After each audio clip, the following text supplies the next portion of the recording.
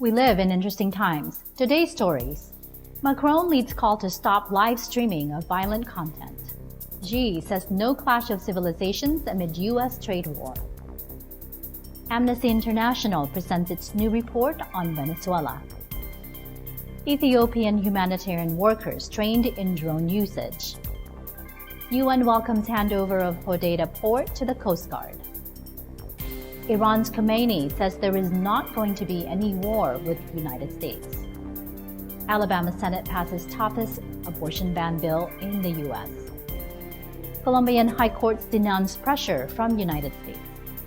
Plus, Church of Christ's aid to humanity reaches Bogota in Colombia and helps Venezuelan migrants.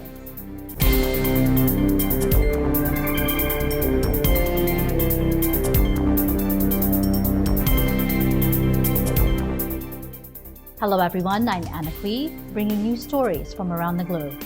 And this is Eagle News, Washington, D.C.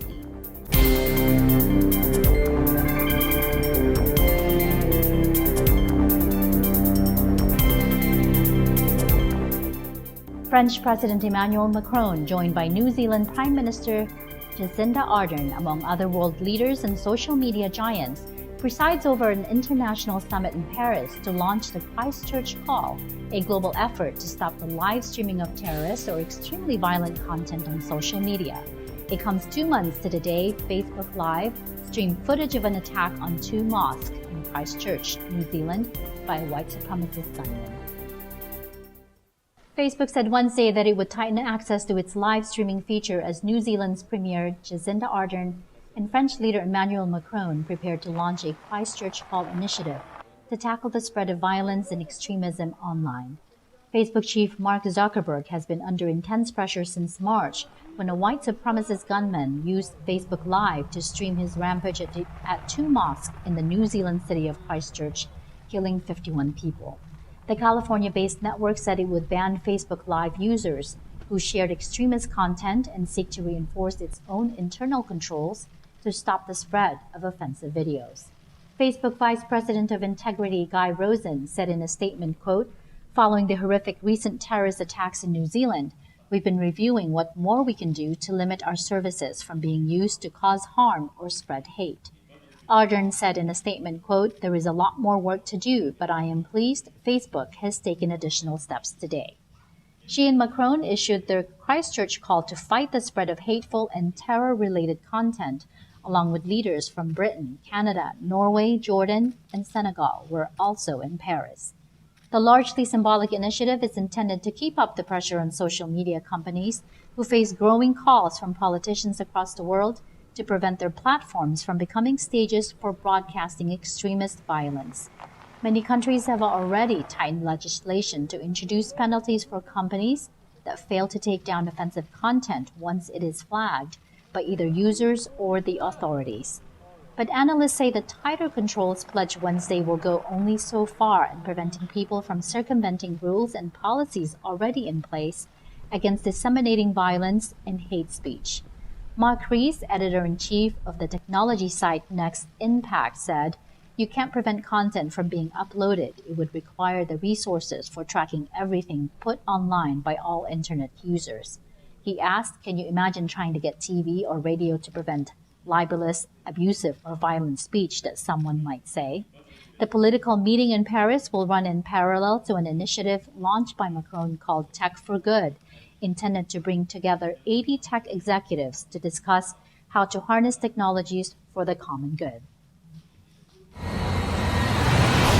Chinese President Xi Jinping declared Wednesday there was no clash of civilizations and denounced racial supremacy as stupid amid tensions with the United States and concerns over Beijing's rising global power. His remarks came after a top-level U.S. official last month described a rivalry between China and the U.S. as a fight with a really different civilization and a different ideology. Kyron Skinner, the Director of Policy Planning at the U.S. State Department, put it in racial terms, telling a security forum that China was the first U.S. great power competitor that is not Caucasian. 各种文明本没有冲突，只是要有欣赏所有文明之美的眼睛。认为自己的人种和文明高人一等，执意改造甚至取代其他文明，在认识上是愚蠢的，在做法上是灾难性的。Xi's speech comes less than a week after trade negotiations between Washington and Beijing took a turn for the worse, with the U.S. hiking tariffs on $200 billion in Chinese merchandise and targeting duties on $300 billion more. On Monday, China retaliated with an announcement that it would raise tariffs on $60 billion worth of U.S. goods from June 1st. The two countries are locked in a battle for global influence, with diplomatic and economic tensions ranging from U.S. military aid to self-ruled Taiwan to criticism of Beijing's Belt and Road global infrastructure program. China's rising influence has also raised alarm bells in Asia, especially as it continues to assert its vast territorial claims in the disputed South China Sea and the East China Sea. Last month, Philippine President Rodrigo Duterte warned Beijing to back off from a Manila-held island in the South China Sea, threatening possible military action if Beijing touched the island. Xi's speech on Wednesday also focused on promoting cross-cultural collaboration across the region and urged other Asian nations to strengthen cultural confidence. He said, "On the foundation of the brilliant achievements obtained by our ancestors, we will strive to continue writing the new glory of Asian civilizations."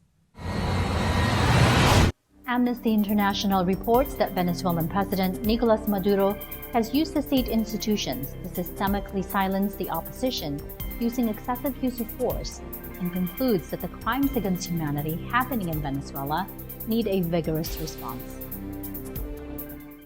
Nicolás Maduro ha utilizado las instituciones del Estado, tanto las fuerzas de seguridad como los propios sistema judicial, para acallar sistemáticamente a estas voces, castigarles a través de detenciones arbitrarias y en muchos casos a través de la violencia letal, la violencia radical que ha llevado a múltiples ejecuciones extrajudiciales, que en Venezuela se están cometiendo crímenes de lesa humanidad y que se requiere la concertación de esfuerzos precisamente para garantizar los derechos a la verdad, a la justicia y por supuesto a la reparación de miles y miles de víctimas. Que el gobierno del presidente López Obrador no olvide que también tiene una responsabilidad compartida de proteger los derechos humanos de las personas venezolanas, tanto en el país como aquellas que hoy día se encuentran en necesidad de protección internacional. Workers with the UN World Food Program train other humanitarian aid workers in Ethiopia how to use drones to boost their operations. For one WFP employee, the use of drones has huge potential when it comes to humanitarian development and the transportation of medicine and emergency supplies. This is the first time in the history of Ethiopia that such a large-scale training is organized in a civilian application of drones.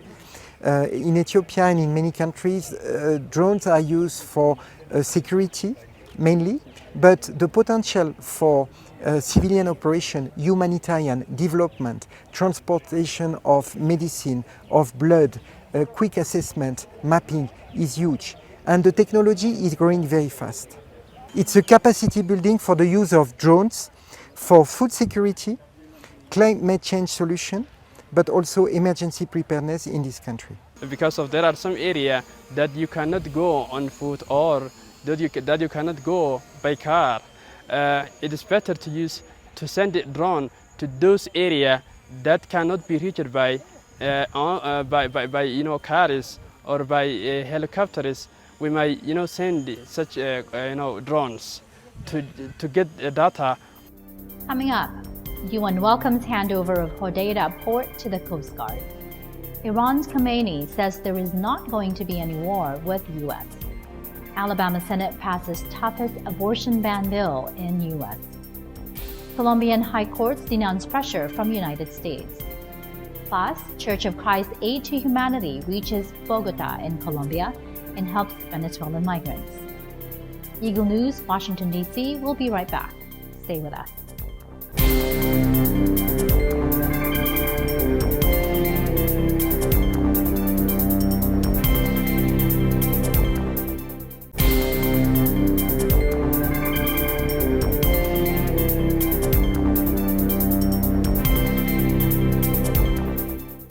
Welcome back. You are watching Eagle News, Washington, D.C.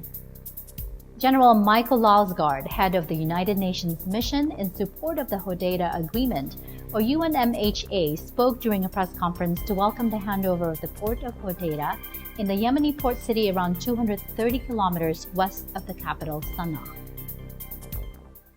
Today, I have, together with my teams, verified the redeployments from the ports. For the UN, this is an important step, as this will allow us to start supporting the management of the ports and start the UNMIM inspection. Today we have together seen the redeployment, and we have also agreed that there are a few outstanding issues. There are 2 minefields in Rasisa and Salif and trenches in this port that needs to be removed. The UN shall continue to work together with the General and his team, and we will continue to monitor the ports. As you know, there are 2 phases in the Stockholm Agreement. They're very well defined. It was envisaged that these 2 phases should run concurrently. Iran's Supreme Leader Ayatollah Ali Khamenei says that there is not going to be any war with the United States during a meeting with the government in Tehran. مذاکره سمه برای مذاکره ما و آمریکا تا وقتی آمریکا این نیست که الان هست. تعبیر امام تا وقتی آدم نشده. امام اینجوری تعبیر کرد. سمه. با این دولت کنونی یه سم مضاعفه. The Alabama Senate on Tuesday passed the most restrictive abortion bill in the United States, which places a near-total ban on the termination of pregnancy, even in cases of rape and incest, and could punish doctors who perform the procedure with life in prison. The text passed by the Republican-led Senate has been sent to Governor Kay Ivey's desk for signature into law, and if approved, is expected to trigger a legal battle which could reach the Supreme Court.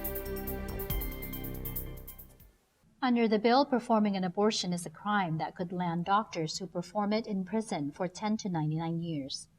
Abortions would only be legal if the life of the mother is in danger or the fetus has a fatal condition.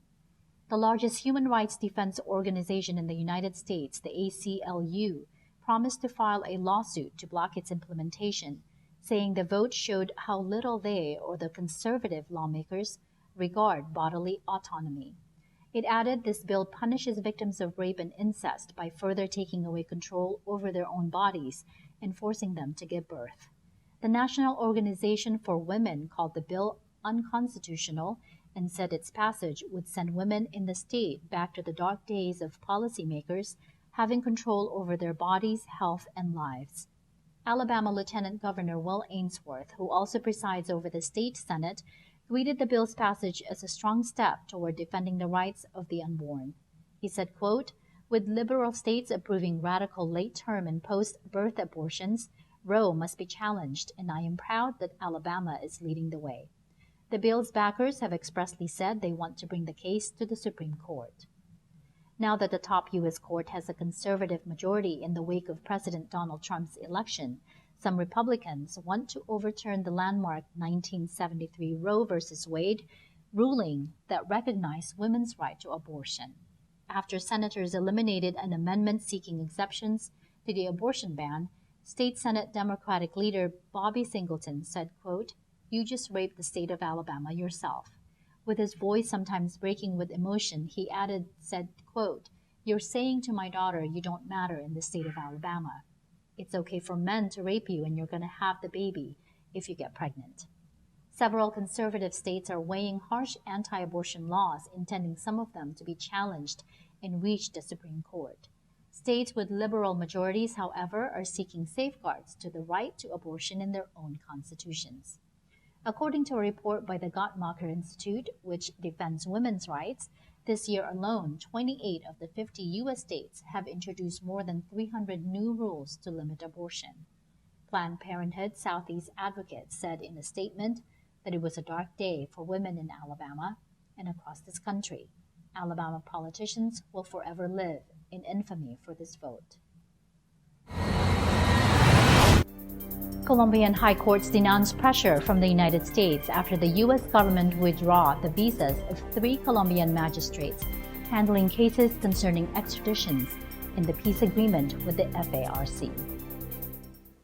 No es un problema de visas para magistrados, es un tema que inquieta la existencia de un contexto de presiones y un contexto de preocupaciones por la imparcialidad de los jueces.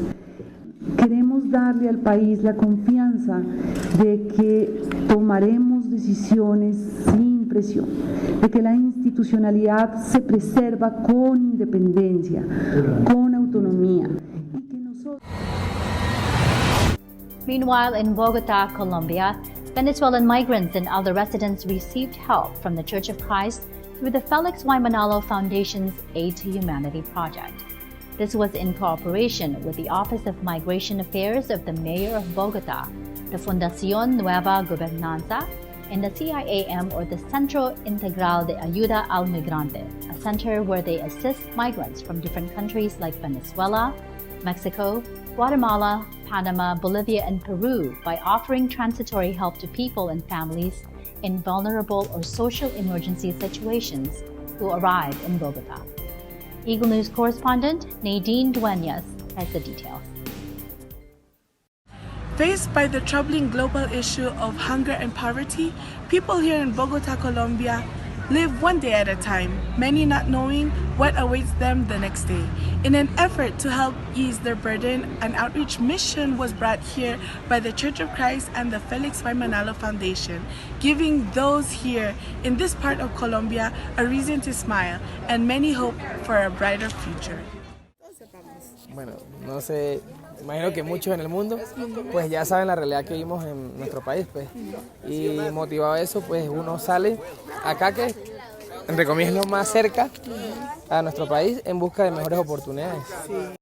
La situación en Venezuela está demasiado complicada. Una persona que gana 50 centavos de dólar por semana, es muy difícil sobrevivir en un país así como ese. Incluso si viajas hasta el norte de Santander, que es parte de Colombia, puedes ver a los caminantes colombianos, caminantes venezolanos, colombo-venezolanos también, porque en la época que Venezuela tenía una buena posición económica, muchos colombianos están allá, ahora se están viniendo, caminando miles de kilómetros para llegar acá a Bogotá, a diferentes partes, Ecuador, Perú. Es difícil.